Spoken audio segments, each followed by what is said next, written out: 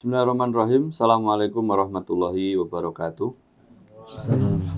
Alhamdulillah, suatu wassalamu ala rasulillah wa ala alihi wa sahbihi wa man wala. Wala hawla wala quwata illa billah ya mabadu. Pemirsa Al-Kalam yang insyaallah dirahmati Allah Subhanahu wa taala. Alhamdulillah, pada kesempatan pagi kali ini kita bisa berkumpul bersama tim Al-Kalam, para asatid, sekalipun tidak komplit, namun kita akan membahas tentang permasalahan yang baru saja dialami, dirasakan oleh masyarakat Indonesia, tentang bagaimana satu perbedaan berlebaran. Tentunya masalah ini bukan masalah berat ya, tapi yang bikin menggelitik kenapa satu negara bisa berbeda, dan ini hanya terjadi di Indonesia, tidak terjadi di negara lain. Di negara misalnya di Mekah yang pernah saya tinggal di sana, Lebaran itu mereka sudah nggak mau mikir pusing-pusing pakai teori ini, teori itu. Apa kata pemerintah diikuti. Tuturan Satoyib, ya, bahwa di Mesir itu kalau diskusi tentang masalah teori mereka ribut. Di sosial media mereka ribut. Tapi begitu muftinya bilang, besok kita Lebaran, semuanya berlebaran sama. Dan demikian di negara-negara yang ada umat Islam di penjuru dunia, sama.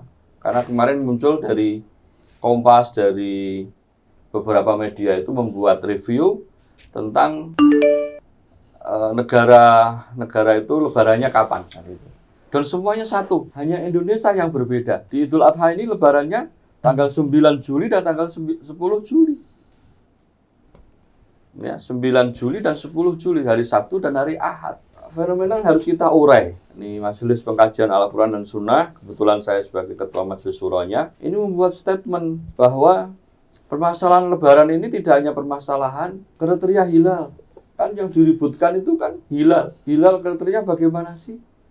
Muhammadiyah mengatakan asalkan di atas ufuk 0,5 derajat, itu sudah masuk bulan baru. Yang pemerintah dan NU dikuat dengan Ormas NU mengikuti kriteria Mabim, yaitu hilal harus di atas 3 derajat, ya, dengan sudut elongasi 6 atau berapa itu, baru bisa dilihat. Kalau belum 3 derajat, belum bisa dikatakan masuk bulan baru, harus menyempurnakan bilangan bulan. Nanti ada teori lagi, ada Prof. Tono itu juga beda. Yang benar itu loro derajatnya. Jadi kalau kita lihat, bicara masalah kriteria, teorinya begitu banyak sekali. Makanya Majelis Pengkajian Al-Quran dan Sunnah menetapkan tidak hanya permasalahan kriteria. Kalau kriteria kita sepakat, apapun metodologinya, yang penting bisa dilihat. Karena al-ibratu birru'yah. Karena hukum aslinya menentukan bulan baru, menentukan hari raya, awal puasa dan Dzulhijjah itu harus dengan ru'yah. Al-ibratu birru'yah. Sumu liru'yati wa aftiru liru'yati. Sekalipun hilal wujud, kalau tidak bisa diru'yah, maka belum masuk bulan. Yang kedua, yang banyak dilupakan dan nggak banyak dibahas, bahwa urusan Lebaran, urusan puasa, urusan menetapkan awal Dzulhijjah dan puasa Arafah serta Lebaran Idul Adha, itu adalah urusan otoritas. Dalilnya apa? Sebagaimana hadis Rasulullah SAW yang diriwayatkan oleh Abu Hurairah, dari sahabat Abu Hurairah, diriwayatkan oleh Imam Tirmidzi dan dihasankan. Rasul bersabda, as-saumu yauma tasumun aw yasumun wal fitru yauma tuftirun wa duha yauma tudahun. Berpuasa itu di hari kalian semua berpuasa, masyarakat semua berpuasa. Lebaran juga di hari masyarakat semua berlebaran. Demikian juga Idul Kurban, di hari di mana masyarakat Idul Kurban. Maka di sini dipahami oleh Imam Ahmad, ini dinukil oleh di fatwanya Syekhul Islam Taimiyah ya. Di fatwanya Syekhul Islam Taimiyah, beliau menukil perkataannya Imam Ahmad.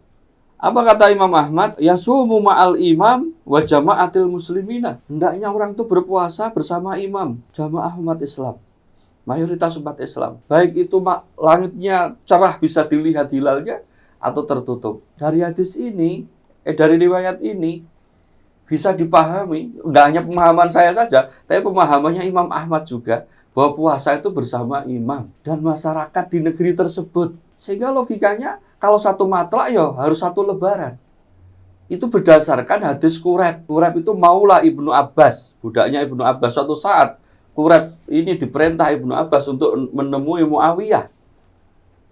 Ketika sampai Muawiyah itu di Syam, ketika sampai di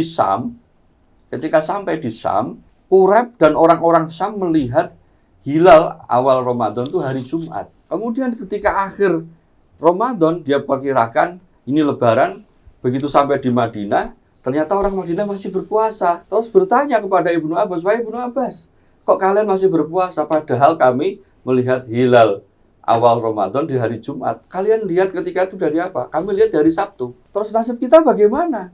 Ya kamu, konsekuensi kamu melihat hilal di Syam, kamu tetap sekarang kamu berada di Madinah, kamu tetap puasa sama orang Madinah tambah 1 hari. Baru besok berlebaran sama orang Madinah. Artinya Quraib ini puasanya 30 hari, orang Madinah puasanya 29 hari. Dan sahabat Quraib ini suruh berlebaran bersama orang Madinah. Itu menunjukkan bahwa setiap matla itu harus beda-beda. Ikut mayoritas masyarakat yang itu. Yang di Indonesia ini enggak. Satu mata bodone dewe. Dengan dalil apapun. Ya. Karena saya katakan, kalau bicara masalah kriteria, ilmu terlalu banyak untuk itu. Ilmu terlalu banyak untuk itu. Tapi kalau misalnya masalah otoritas, pertanyaannya apakah ormas bisa mengambil otoritas tersebut? Jika iya, maka yang terjadi nanti persatuan umat Islam akan koyak karena kan setiap ormas merasa punya otoritas untuk menetapkan lebarannya masing-masing. Yang terjadi tahun ini ada 4 sampai 5 lebaran yang terjadi dengan hari yang berbeda. Ini masalah agama. Ini masalah agama, begitu sampai di Indonesia, saya tidak tahu apakah sudah terkontaminasi masalah politik atau masalah apa.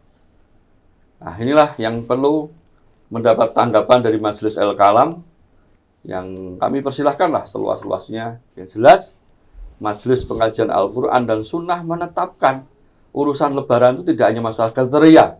Kriteria, ru'yah itu kita lakukan, hisab itu kita lakukan, ru'yah itu kita lakukan. Tapi yang lebih penting adalah otoritas pemerintah harus ditegakkan. Pemerintah di sini harus diikuti. Kata Syekhul Islam Taimiyah dalam fatwanya, kalau seandainya salah pemerintah beristihad, maka itu dosanya pemerintah.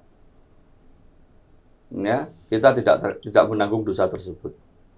Karena ini wilayah-wilayah yang harus ditanggung-jawabi oleh pemerintah. Nah, ini sekedar pengantar ya, untuk nanti mohon ditanggapi, didiskusikan ya.